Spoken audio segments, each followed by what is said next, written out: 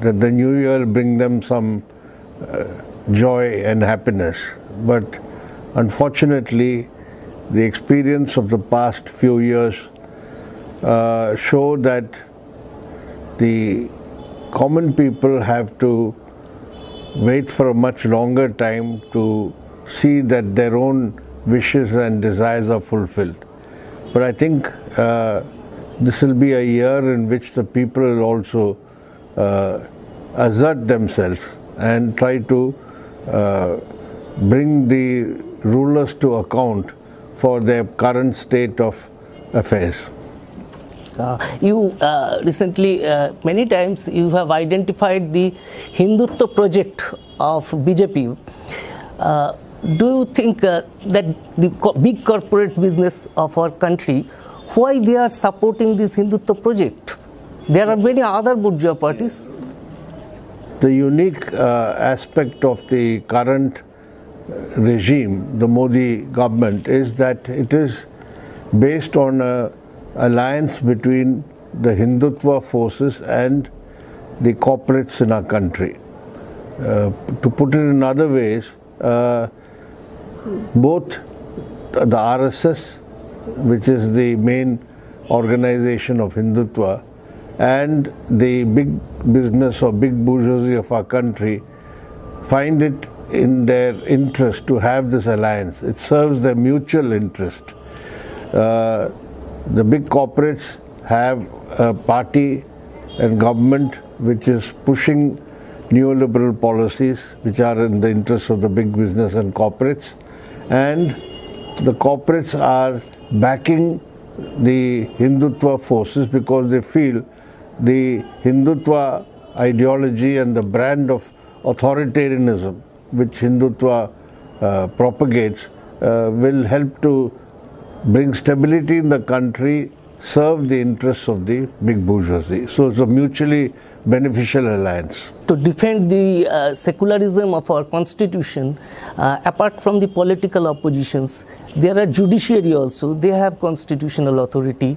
But do you think that judiciary is recently losing their independence? Well, for the past 8.5 years, since the BJP first came to government in 2014, we have seen systematic efforts to subvert the constitution from within and subvert the independence or autonomy of the various constitutional bodies like the judiciary, parliament, the bureaucracy. All of them are being suborned to serve the interests of the government in power.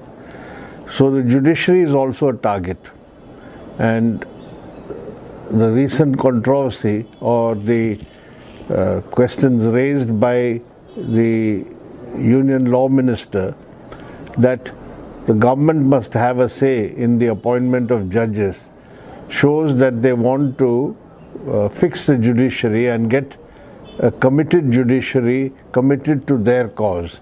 And that is why we are finding increasing criticism of the Supreme Court by the Modi government. It is very important that the Supreme Court maintains a degree of autonomy from the executive, and that is why we will oppose strongly any effort to bring about appointment of judges in which the executive will have the main say. We cannot support such a system.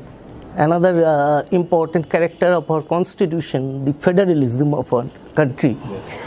Some southern states, particularly the Kerala Chief Minister, alleging that the center is encroaching the federal right of the states. Yes, I think all the non-BJP ruled states are raising the same question. The Modi government, as part of its authoritarian drive to concentrate all powers in its hands and to subdue or subvert the independence of other constitutional bodies, is also attacking federalism. It wants to centralize all powers in its hands and thereby they want to deny the states their due rights, rights in finances, rights to get a due share of the taxes and resources, the rights of the state in various spheres. For example, on education and health, these are concurrent subjects in the Constitution, but increasingly the government, central government is encroaching on these spheres. And against the opposition-led governments, the governors are being used to interfere in the running of the affairs of the state government, where the governor has no role. In Kerala, the issue has been about vice chancellors.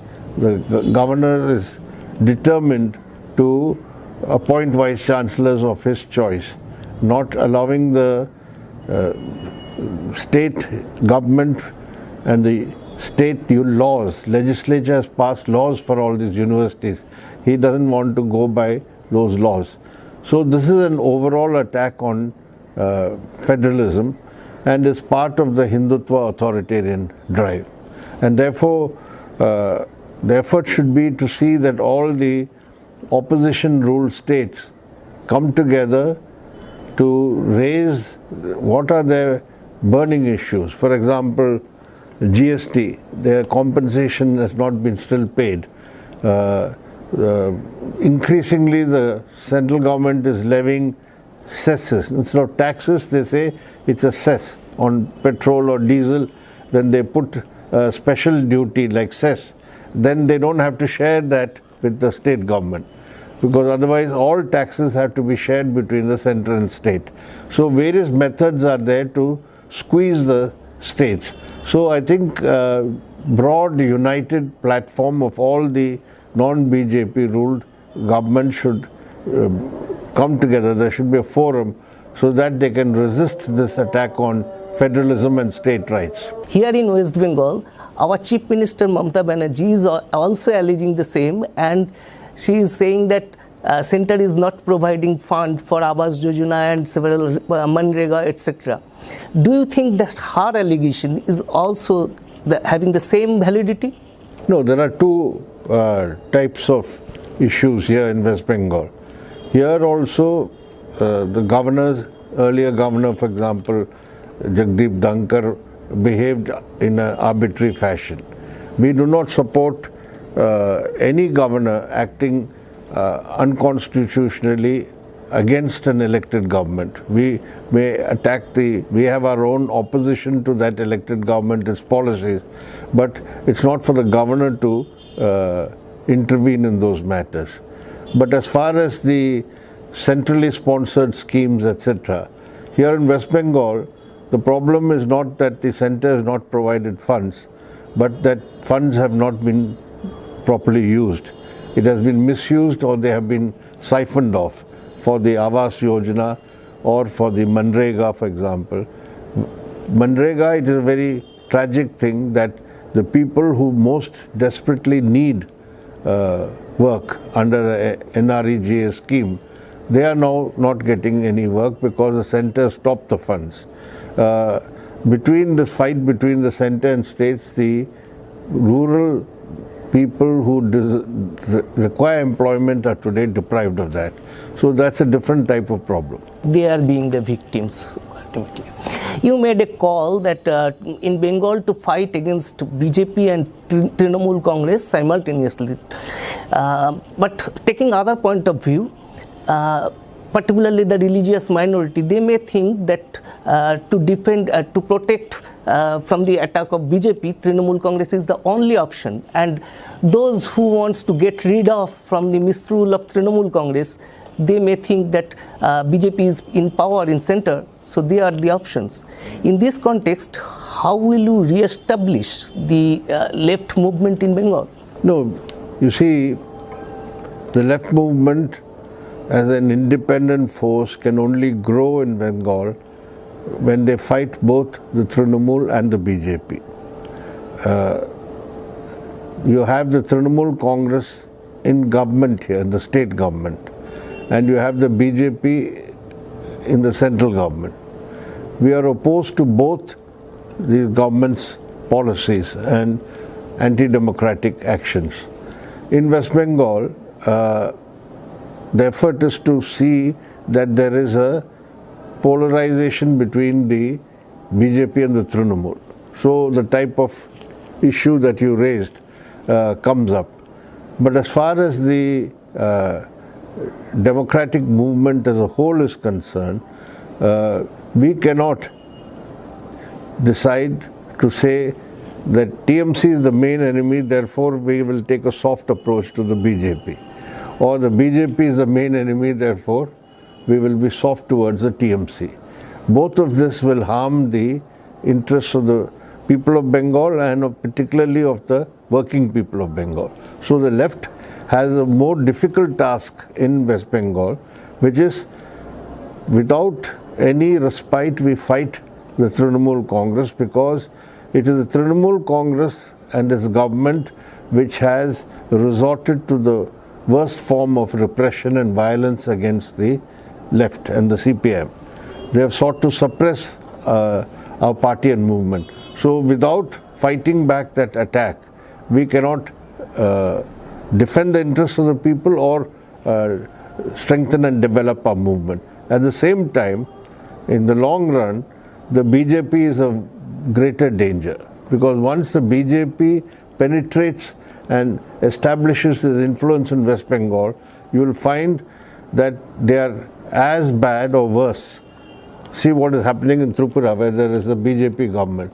The violence and repression, the terror in Tripura is unleashed by the BJP. So there's not going to be any difference in terms of the character, in terms of the approach to the anti-left approach or the use of violence and terror. There will be no difference between the Congress, the TMC and the BJP.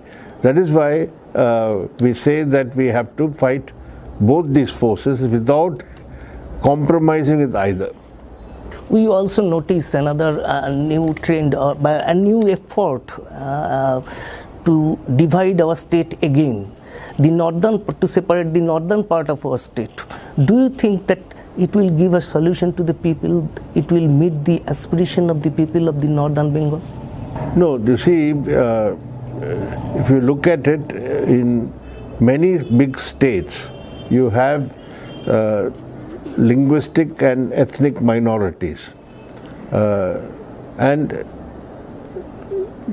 a democratic approach is to see that their culture, their way of life and their special character is also protected. After all, when the Darjeeling movement started for a separate state, the Left-front government had worked towards creating this autonomous Hill District Council. The idea being that yes, there are specific ethnic linguistic minorities and they must be given special status or protections. That is why in a state like Tripura we have the Tripura Autonomous District Council, which was also pioneered by the Left Front, and it was brought within the I think this sixth schedule of the Constitution after struggle. So this is one aspect, that there are genuine problems faced by certain minority groups, you see. It can be ethnic, it can be religious, it can be linguistic. So in North Bengal there have been such some groups which have been advocating separate entities, etc.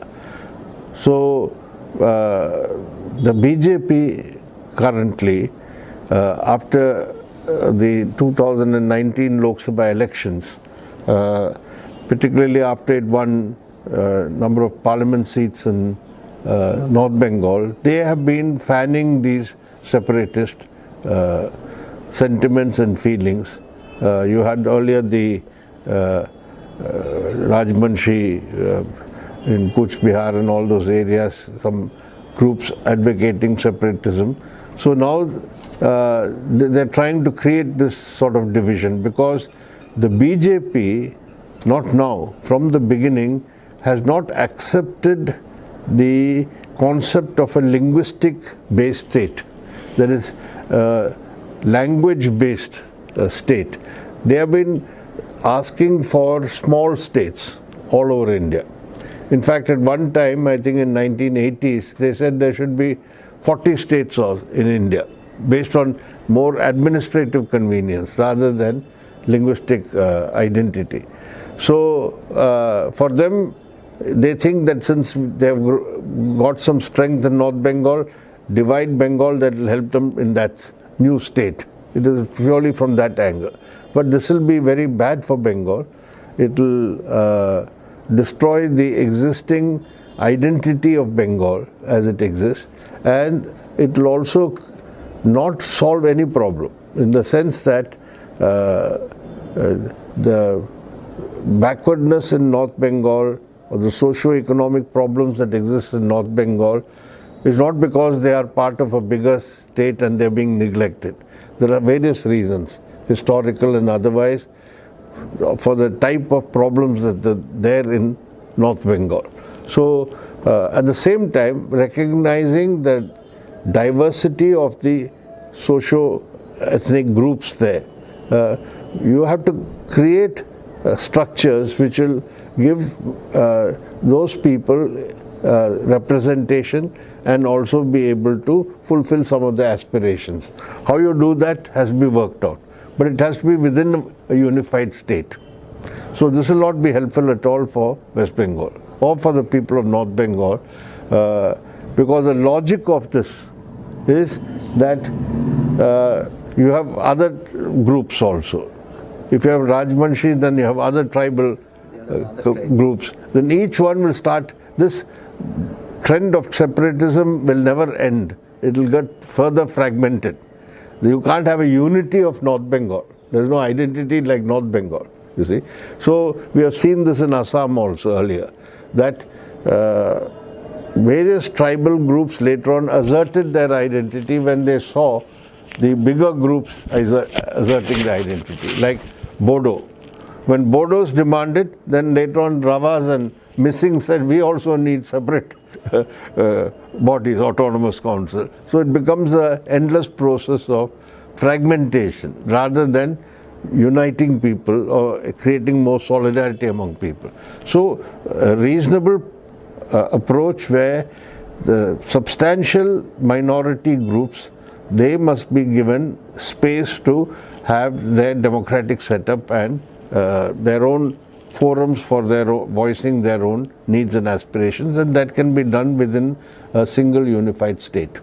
Coming back to the national situation, Rahul Gandhi, he started the Bharat Jodo Jatra, and in the context of the divisive activities of RSS and BJP, how do you see this Bharat Jatra? Will it have any impact on uniting the people of our country? I think the first point is regarding the Bharat Jodo Yatra led by Rahul Gandhi, is that it is a serious effort to revitalize their own party. The Congress party has been steadily on the decline, and it has reached a stage where in some states it's in disarray also now. And I think to overcome that, they planned this yatra, and I think to the extent that it has now covered more than 2/3 of the yatra is over, I think in some states it has helped them to galvanize their grassroots organization and their workers. To that extent, when you're talking about fighting against the BJP and the RSS and its ideology, etc., to the extent that the Congress gets its act together, that's going to overall help the opposition. That's one aspect. Second is, I don't think it is worthwhile to go into this as some media and journalists are speculating whether this will help to increase the electoral base or strength of the Congress. It may in some states, some places help, some places it may not help. But overall, I think the Congress party is made this effort to try to, as somebody said, this is first Congress Jodo, then they'll do Bharat Jodo. But Congress Jodo जरूर करने में कामयाब होंगे थोड़ा बहुत, मैं समझता हूँ. My last question is on the parliament election in 2024, that is next year. So, how do you plan to defeat the BJP in this election? What course of action you will take to defeat the BJP? You see, people are asking first that will the opposition unite to fight the BJP? Will there be an all-in opposition unity at the national level, all India level, to fight the BJP? That is in the 2024 election. That question or the urge for this is natural because the BJP has become the dominant political party in the country today. It has won 2 successive Lok Sabha elections and got a majority on its own. That has only been done in the earlier days by the Congress party. So we have a one-party dominant system now in the country. That's the reality. So in such a situation, the obvious thing is the entire opposition should be united and put up a 1-to-1 fight, and that way BJP can be defeated. That is simple logic, yes, but politics does not work that way. It is not simple arithmetic. Even when the Congress was dominant, when it was defeated, there was no all-in opposition unity. But there was a momentum of the opposition because people started coming out, and that momentum created a sort of unity. That is, what people did was, though there will be 2 opposition candidates against the Congress, people would decide this candidate is better, stronger to defeat the Congress and vote for that candidate. So that sort of momentum and unity has to be built up. That can be built up only through struggles, issues, movements. When people start getting roused. After emergency, there was no all-in unity. You see, some people tried to come together, but the Janata Party, people saw the Janata Party, particularly in North India, this is the party which can defeat. So other parties they just ignored and voted for Janata Party. Our issue, the problem is that such a big movement or upsurge is not yet developed. The big Kisan struggle was there, but that Kisan struggle was basically the big mass mobilization was from only 3 states, Punjab, Haryana and part of Uttar Pradesh. So we have to, in this 2023, pick up issues, launch struggles, and that struggles build the maximum unity. You see. There the question does not arise, so-and-so is Congress, so-and-so is this party, that party, etc. If we can get people to come out and it is a united platform, then that will create the momentum for opposition unity. There will be no formal opposition unity at the national level. It is not possible. It won't come together. And that effort will be, according to me, counterproductive. Because there will be, suppose Congress takes the lead and says, let us all unite, only half the opposition parties will go with Congress. Other half will say, we won't come with you. So what is the use of that? So it is better to build up this momentum through united protest, platform. Many issues are there in which all the opposition can come together, not inside parliament and outside.